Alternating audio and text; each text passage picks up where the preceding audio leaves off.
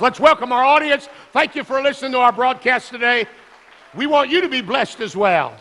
Genesis chapter number 3. I would like to get right into my text. Thank you, band and praise team. You did such a wonderful job exalting our Lord today. Thank you for all that you do to help us worship during the song service. Genesis chapter 3 and verse number 6. And when the woman saw that the tree was good for food, and that it was pleasant to the eyes, and a tree to be desired to make one wise, she took of the fruit thereof and did eat, and gave also unto her husband with her, and he did eat. The eyes of them both were opened. They knew that they were naked.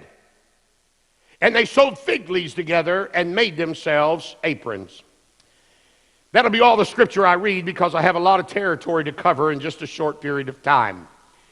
You know the word Genesis, which is the first book of the 66 books of the Bible. The word Genesis means seed plot or seed bed. In other words, there are things that happen in the book of Genesis that you can find out carries through the other 65 books of the Bible. These things started in the book of Genesis.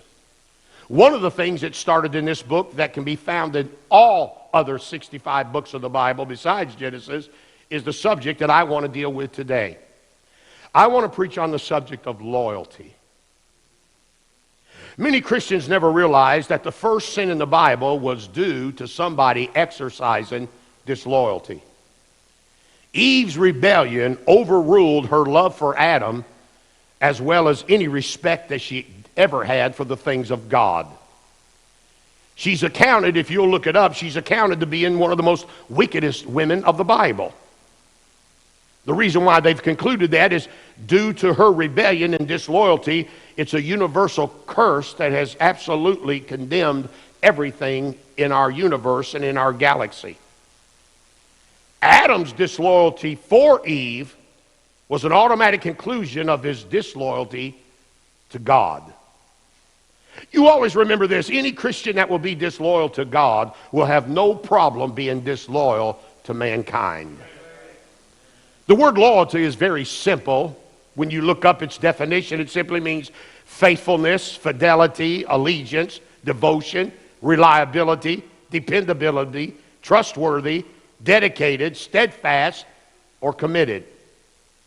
These definitions, by the way, in no wise are a suggestion that we condone or promote what I call blind loyalty.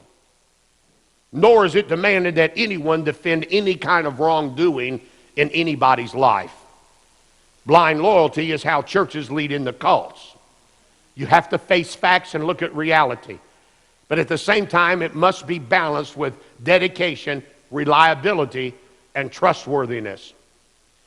There are several ways that loyalty is tested in the Bible. I'll give them to you.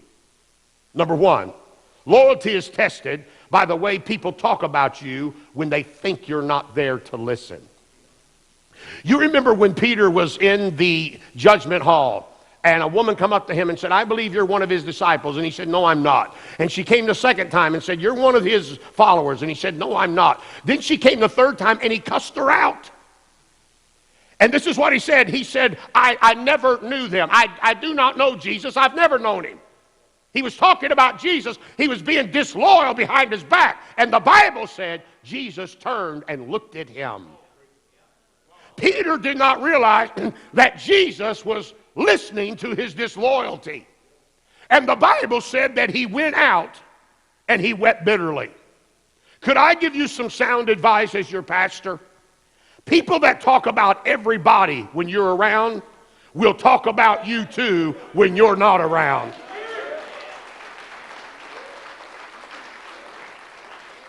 That's called disloyalty. You can detect it by the way people talk about you when they think you're not listening. Number two, by the way people treat you when you need them the most. You remember it was Jesus in the Garden of Gethsemane when Judas came and betrayed him with a kiss. It was the 12 disciples, the Bible said in Mark chapter 14. Here's Jesus kneading his what we would call hand-picked men more than ever before. His sweat had just become great drops of blood. The angels had just been sent to minister him. He drunk the bitter cup of the depravity of man. He became sin for us. He's going to the cross to die for our sins. If he's ever needed a friend, he needs one now. And the Bible said, they all forsook him and fled. Loyalty is tested best when you need a friend the most. Let me tell you what a real friend is. A real friend is somebody you find standing by your side when they have every reason in the world not to be. You can chalk them up. That is a true friend. How do people treat you when you need them? Number 3, by the way people try to shaft you after all you've done for them. When I think about Judas, it amazes me. The Bible said he betrayed the innocent blood. That word means he was disloyal to his cause and his Christ. After 3.5 years, Jesus had fed him, clothed him, taken care of him, done miracles in front of him. He had raised the dead, made the blind to see, the lame to walk. He had put broken families back together. He had cast demons out of people. And for 3.5 years, Judas had everything that he needed. Never did he work a job. He never got on Obamacare. He never got on welfare. He never drew a Social Security check. All those years, Jesus took care of him and loved him, and he turned on him. I want you to always remember this. The people you help most will be the people that will end up hurting you the worst. The word disloyalty comes from words like betrayal, treason. Did you know back from World War II on back, if an American committed treason and they came back to the States, they hung them. They hung them. Because they said they were proud to be an American until a war broke out, then they sided with the enemy. Then when the war was over, they wanted to come back to this country, and America said, sure, come on back. And they hung them on Main Street. That was called betrayal. That was called disloyalty. It's also referred to as backstabbing, heartless, fake, or being two-faced. Some of you have so many personalities, we don't know which one you're going to wake up with every day of the week. Disloyalty has become a common denominator in this country. I want you to know that I'm a street man. I've always been a street man. I have slept on sidewalks and park benches. I have walked by restaurants hungry with no money in my pocket to buy food. I know what it's like to go to a home where it's not convenient to be there. I know what it's like not to sleep without a mattress till I was 15 years old on a floor. So I was raised on the street. I left home at 13 and joined the street gang. 16 of us chartered it, and a year later, I was the president of the gang. We had over 250 members. And there's one thing I learned on the street that you're not going to get away from me and you're not going to take from me, and that's the importance of loyalty. If you mess with one of us, you mess with all of us.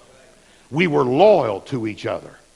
I've never experienced the disloyalty in life as much as I have since I become a Christian, than way before I ever become a child of God. This isn't to brag on anything that's sinful, but people in bars are a whole lot more loyal to each other than most Christians are to each other and the cause of Christ. So now the plague of disloyalty has become a common denominator in our country. It's almost accepted as a way of life. Did you know God condemns disloyalty? He said there's no variable of turning in him. There's no shadow of darkness. God said, I am what I am. You can take me for what I am. I will always be what I am, and I'm not changing for you or anybody else. And God's that way, and we're his children, and we're supposed to be like God. We ought to be the same way. We ought to be what we are everywhere we are. Now, I want to talk about some of the greatest disloyalties that I'm seeing today, and then speak on the subject of loyalty for just a minute. Number 1. I have never felt so disloyal. I've never felt so abandoned and betrayed as I have in the political world that I have to live in right now. Men and women will declare anything on the campaign trail. Then under God, you vote them in 30 days in Washington, they do exactly opposite of what they said they were going to do while they were on the campaign trail. Because of our outreach to 10 different states and over 70 countries now, politicians call me all the time when it's their year to come up for election, wanting me to either support their cause or to mention their name or campaign from this pulpit. You have never heard me endorse any kind of campaign. I've told you my personal beliefs, but I've never endorsed anybody, and I'll tell you why. I don't trust them. They've been disloyal. I have no confidence. I have zero confidence in Washington, D.C., and anything that's up there involved in it. The approval rating for the politicians in the United States of America is at an all-time low of only 7%. Only 7% of all American people have any confidence in the loyalty of our government. There is not a company, I've owned 15 companies in my life, there is not a company in the world that can survive if your leadership and your CEOs only had a 7% approval rate and loyalty rate by those that they had employed. Yet, the politicians go right on and act like everything's peachy and cream in our country. Sad to say, the common, hard-working, honest people do not trust politicians. And I'll tell you why. In case some of you pot-belly pigs are listening to me today, I'm going to tell you why I don't trust you as far as I can throw you. You've lied to us. You raised our taxes. You stole our Social Security. You lied to us. You passed laws in the middle of the night. You want to stop doing the Pledge of Allegiance in the different chambers of Congress. You embrace socialism. You mock conservative values. You've forsaken our veterans. You starve our retirees. You're trying to drown our free speech, take away our guns, close our churches, let the elderly die while you let thugs burn our cities, bash our cars, steal our products, and block our highways. That's why I don't have any trust in politicians.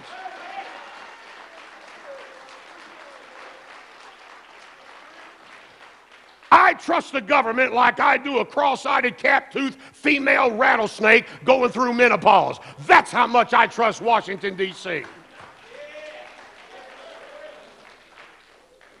Number two. I know what you want me to do, and I'm not going to do it. I'm not going to do it. Number two, there's a great disloyalty not only in politics, but in partnership. I'm referring to marriage. Over 10% of married couples live without any level of loyalty or trust at all. Zero. You prove your loyalty in a marriage relationship by not cheating on each other, not showing disrespect to each other, mentally or verbally, having no secrets. There is something wrong with a husband and wife that you got private codes to get in your computer and your phone, and your husband don't know them and your wife don't know them. Something bad wrong with your relationship. Why would it bother you that your wife can look what's on your phone? Why would it bother you that your husband can go to your computer and see where you've been going? If you don't have anything to hide and you are loyal to each other, we should not have to have a fingerprint to get on our phones. Can somebody say amen right there? You don't have any private codes on your phone or your computer. You don't lie to each other. You keep the priority of your marriage above everything, including games and relaxation and fun and even family. You got to be loyal to one another. You got to be dedicated. No partner should go to bed and doubt your love, your dedication, or your commitment to them. Somebody said, well, love keeps our relationship together, then it's never going to last. Now, you listen to me. Loyalty is stronger than love. Let me say it again. When you got married, you didn't get married to prove you loved her. You had taught or proved you loved him. You had settled that a long time ago. That's why you're getting married. You are not making a public love. You are making a public commitment. You are making a public loyalty. Forsaking all others, I'll take care of you. I'll be there through sickness and health, for better or worse, till death do us part. That's not love. That's commitment. That's loyalty. You can't have a long-term relationship if it's only on love, and I'll tell you why. Love is an emotion. There are 7 structures that institute the framework of humanity. Emotions is one of those 7. It's the weakest out of the 7. It's the most untrustworthy out of the 7. Yet that's what people build most of their lives on. I don't feel like it. I fell out of love. Really? You fell out of love? Where did you fall to when you fell out of love? You don't get married because you're in love. You loved them long before you married them. You get married because you want to make a commitment. I belong to you and you belong to me. And some of you looking pale, but I'm going to preach anyhow.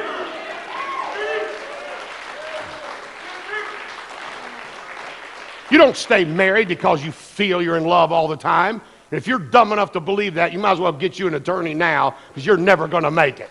Because in 45, 46 years, there's been a lot of times I didn't feel like I was in love. But I'm going to tell you why I didn't go out and get drunk. I'm going to tell you why I didn't go back to the bars. I'm going to tell you why I didn't go back to the streets. I'm going to tell you why I didn't go back to drugs. I'm going to tell you why I didn't go back to a lot of the things that God saved me out of. Because I'd made a commitment to God, and I'd made a commitment to my wife that I was going to stay with you for better or worse. I had no idea that most of it was going to be worse. But it was a commitment that I made. It's a commitment. And this is why this generation is shacking up. See, people are coming out and saying, oh, marriage counseling's working, divorce rate is down. Let me tell you why it's down. Nobody's getting married anymore. Everybody's shacking up. Nobody gets married anymore. Let me tell you why people shack up instead of getting married. There's no commitment. There's no loyalty. You're free to come. You kind of live together and see how things are going to be. Then if it works out, you get married. That ain't never worked out for anybody. It's a commitment. Your partner needs to know that you love them. They ought to be able to trust you. One of the most important values of a healthy marriage is one simple word: trust. One day Adam was walking through the garden and Eve come up and said, I think you're cheating on me. He said, honey, I'm not cheating on you. She said, I don't know, I just feel like you are. There's something, and I just feel like there's another woman. He said, honey, believe it or not, there's not another woman. And she said, well, I don't know, I just don't trust you anymore. I just feel like there's somebody else in your life besides me. So he just kind of shrugged it off and thought nothing of it. And he was laying in bed, and he felt something poking in his back, and he turned around, and he said, what are you doing? She said, I'm counting your ribs. I'm making sure there's not another woman coming out of your rib.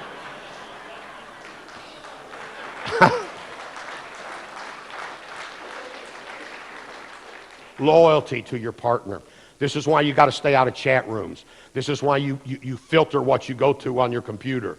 This is why even you young people, I've warned your parents, and I want to warn you, you get into these universal games all over the world, and you parents, you're sitting in there watching TV as the world burns and General Horse Puddles and all that other garbage, and your kid's somewhere in Australia talking to some Fruit Loop freak over there. Next thing you know, your son's dating some broad out of Africa somewhere. You don't even know what's going on, and they're doing it off a little computer game setting in your living room. Are you listening to me? And all of a sudden they get infatuated with this idiot they don't even know, and they fall in love. How could you fall in love with an Xbox, you idiot? Are you kidding me? These people are crazy.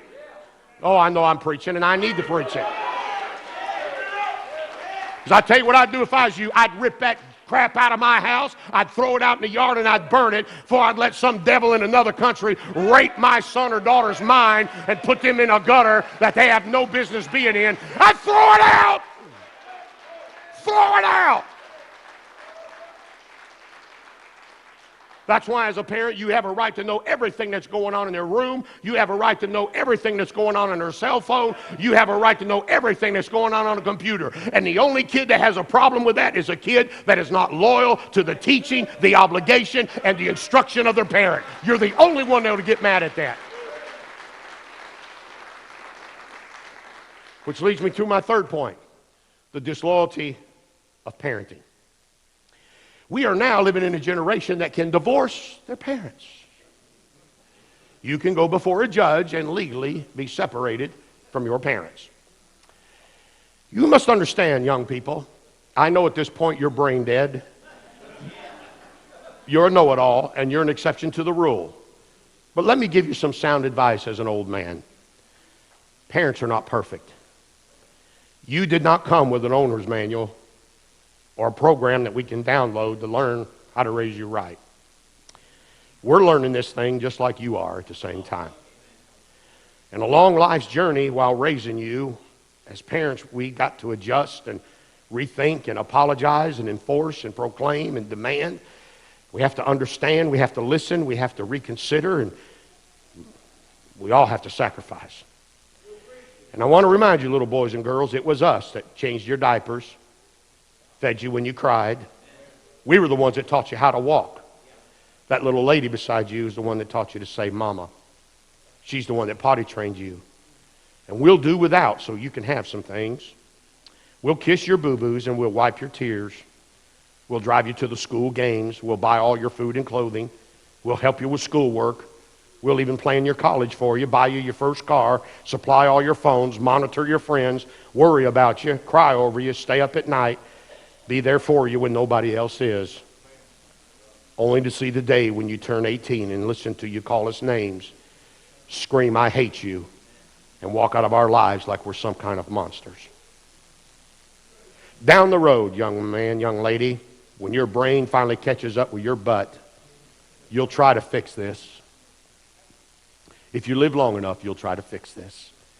But I want you to know as a parent and a grandparent, we know how to forgive. We embrace a second chance and we want to make things work.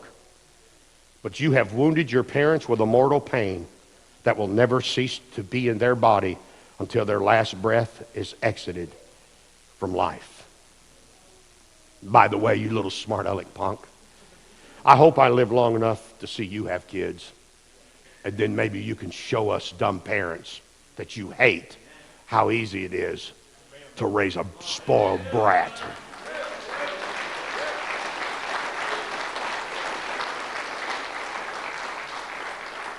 I am living proof that I never spoke back to my mom and dad, for I would not be here today.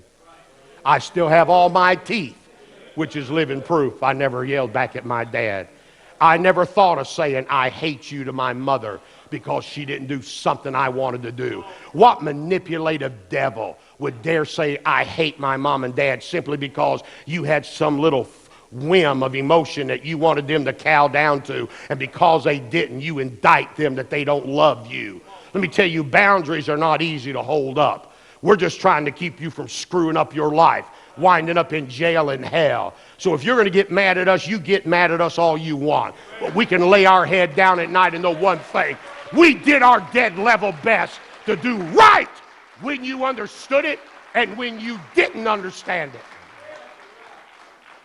You owe loyalty to your parents. The Bible said if you're wise, you rise up and you call your mom and dad blessed. That doesn't mean they were perfect. That doesn't mean they didn't make mistakes. That doesn't mean they didn't have to make adjustments. But just for the record's sake, you do know your mother could have aborted you. You understand you're here because she loved you with an everlasting love that only God himself can understand. They're feeble. They do without everything so you can have a few things. And I couldn't imagine in my furthest imagination somebody looking in the eye of their mother and father and expressing hate. Shame on you. You ought to be ashamed of yourself. And I would never pillar my head tonight until I got this right with my mom and dad and let them know that I was young and stupid and I was speaking out of my mouth and not out of my heart. Disloyalty. Disloyalty. All these kids talk about how bad they got it, standing there with their $500 shoes on, tennis shoes that light up every time they take a step. It has a rock concert every time they take a step on their tennis shoe. And they're standing there with their $1,000 phone in their hand and their $250 coat. And they talk about how rough it's got. You need to shut up and suck an egg that big. You don't know what rough is, honey. You don't know how good you've got it. And I'm going to tell you as your pastor, you're not going to talk to your parents like that in this church. I can't handle what you do at home. It's none of my business. You're not going to tell your parents to shut up. You're not going to tell them you hate them. You're not going to push on them. You're not going to be disrespected. I got a security team here. We will throw you out that door. That is not happening in this church. I don't care how tough you are, how old you are. I will throw you out of this building.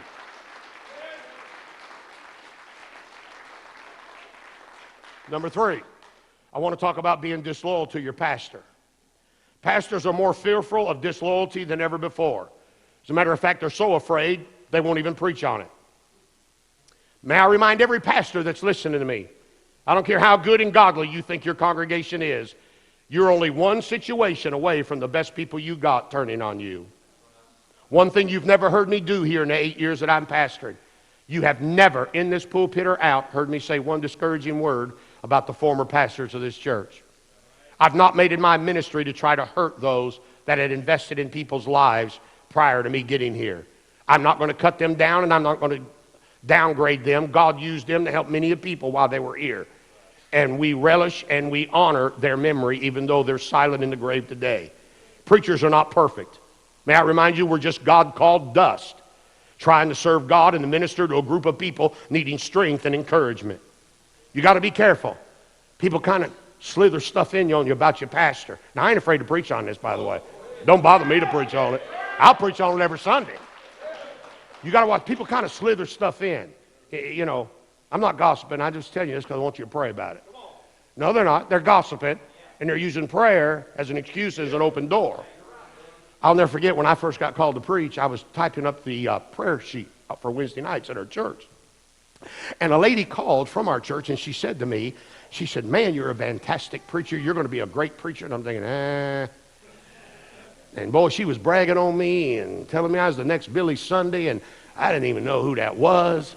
And I'm thinking, man, what is she talking about? And she said, you know, if you would ever start a church, I know some people that, you know, would leave and help you and start it. And she said, you know, we're just not getting fed. Our pastor just don't seem to be plugging in. And you know, we just kind of thought about maybe, I said, wait, whoa, wait. Are you saying you think there's something wrong with the preacher? She said, well, yeah, you know, in a prayer for a while. I said, well, great. Because I'm typing up the prayer list. And I'm going to type in here for Wednesday night to pray for our pastor because you're not getting fed and you don't think he's doing a proper job and he needs to tighten up some things. And I will definitely put it down that you made this request. That's been 45 years ago. That hag has never dialed my number again. She has never wanted to be around me again. The fact that you would even listen to somebody spewing bitter garbage about your pastor from their ungodly, filthy tongue tells me everything about you that I need to know. Here's what your Bible says. Evil communications corrupt good manners. You get to listen to that filth, you'll get the second guessing God, the church, the Bible, the man of God that God's put in your life over some lizard-tongued Jezebel nobody that's not even a member of this church, wouldn't give a dime to see an ant eat a bale of hay. And you're going to let them tell you what kind of pastor you got. You need to tell that Jezebel to shut her mouth. What goes on at Emmaus is none of your business. It's none of the... And I don't care if it is your daughter. And I don't care if it is your granddaughter. And I don't care if it is your sister. And I don't care if it is your mama. You ought to tell them to shut up. If they can't say something good about the man of God, just leave the conversation alone. And by the way, preachers get misunderstood. I got a letter a couple weeks ago and said, I can't believe you're a pastor driving a Hummer. I wrote her back, I said, pray for me, bless God. I'm looking at a helicopter. It ain't none of that fat huzzy's business what I drive. If I drive a Hummer, if I drive a Rolls Royce, if I drive a Mercedes, ain't none of her business. She ain't paid for it. And her husband ain't got the guts to tell her to shut up.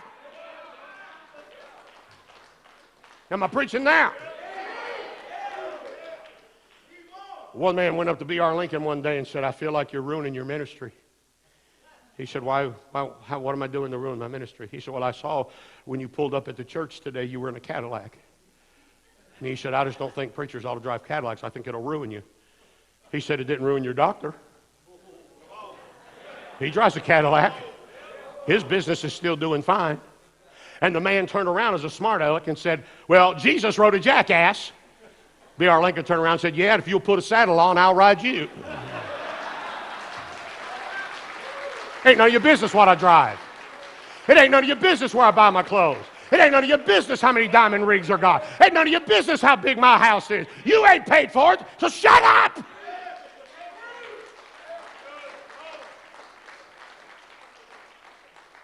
But this is a two-way street.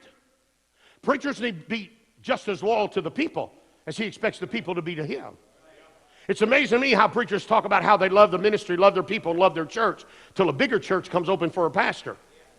Then all of a sudden, behind the people's back, they're sending out resumes all the time talking about how much they love the church and love their people. And all the time, they're on computers sending resumes. Isn't it strange, Brother Randy? They always send resumes to bigger churches. They never send one to a struggling church. They never send one to a church that's hurting. They never send one to a church that can't pay them a full-time salary. Oh, no. They always send their resumes behind the people's back to a bigger church. Somebody called me the other day and said, would you like this church? I said, man, brother, I'm disgusted with the one I got. Why in the name of God would I want another church? Are you out of your mind? It's like a mother-in-law. One per lifetime is enough for me, baby. It's dishonest for a man to say he's dedicated to his church and all the time putting feelers out trying to leave and not being honest with his leadership team and his people. That's not fair to those people. And that's why when you leave, they don't trust the next preacher that comes because you were disloyal to them while you were there, and they think we're all a bunch of money-hungry suckers just looking for a greener pasture to go to. Look, God sent me here. I don't care if we run 2 or 2,000. I'm not leaving till God tells me to leave. And when I leave, I'm going to leave just as much in the will of God as I was in the will of God when I came here. So it doesn't matter if you shout or pout, if the church grows or not. It doesn't matter if the money comes in or not. That's not why I'm here. God sent me here. This is my field. This is where I'm going to labor, and I'm going to be loyal to you all the days that I'm here. I know I'm out of time. I know you keep looking at your watch. I want to talk about being loyal to the place of worship. This proof is manifested in the absence of you from the assembly. Many people have no level of loyalty to the house of God anymore. Somebody come to me not long ago. We closed Wednesday nights down because of this COVID virus nonsense. So you remember we shut Wednesday night down. We said, let's close down till everything gets settled. So a guy, and he's here today, and I love him, and he loves me. He's just got problems. He came up to me not long ago, and he said, when are we going to start having Wednesday nights again? And he's never been to one. I said, when you start coming every Sunday. So until you start coming every Sunday, you ought to shut your mouth about worrying about a Wednesday that you never came to in the first place. Am I still preaching now? The same crowd that hits and misses the church and has no dedication, never gives, never tithes, never supports, never goes to the altar, never prays, never invites anybody, they're the same one that screams how much they need a church once it's closed and it's gone. If the average Christian treated their job and their marriage like they do their church, they would be homeless and divorced by this time next week. The Bible tells us not to forsake the assembling of ourselves. That word forsake means be disloyal, turn your back on, be unfaithful to. Most Christians are like a broken tooth and a foot out of joint. They look good, but if you put any kind of dependency on them, they'll fall apart before your very eyes. I didn't have to make myself come to church today. It was not a job for me to come to church today. I didn't have to convince myself that I needed to be here today. I didn't worry about a family gathering. I don't worry about my cat having kittens. I'm not worried about my dog having the croup. I'm not worried about it being below freezing on the outside. I just feel so sick. There's just something thick about me. I don't feel right. But I tell you, by 6 o'clock Monday morning, God has healed them. They're up going to work, foot loose and fancy free, sucking on their Starbucks, listening to their country western music. But on Sunday, yes, I know I'm preaching. Some of you old timers, you've wore the rubber wheels off your oxygen tank, dragging them to every flea market between here and hell, but you've never drug it to the house of God because you don't breathe good. I tell you what, get in here and let me preach in about half tight. I can help you take a deep breath every now and then, but it's a funny thing that we're only scared of the virus at church. We're not scared of it at family gatherings. We're not scared of it at parties. We're not scared of it at Pigeon Forge. We're not scared of it at restaurants. But don't go to church. You'll get the virus. That's the biggest bunch of hogwash I've ever heard in my life. And I want to serve Nerlens. As long as abortion clinics are open, as long as liquor stores are open, as long as whorehouses are open, this church will be open.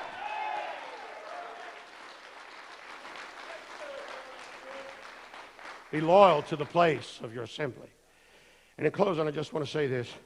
Be loyal to your own person. Be loyal to yourself. I took a little long, I apologize, but don't be afraid to be what God made you.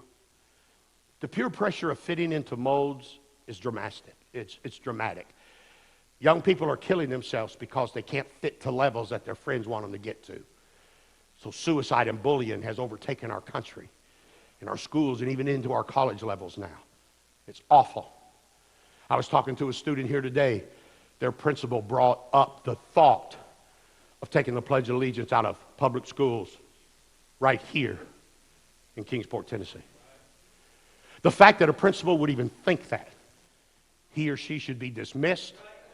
They have no business with my tax dollars paying the salary of a principal that does not want the Pledge of Allegiance said in our schools. They ought to fire them and run them out of the school system.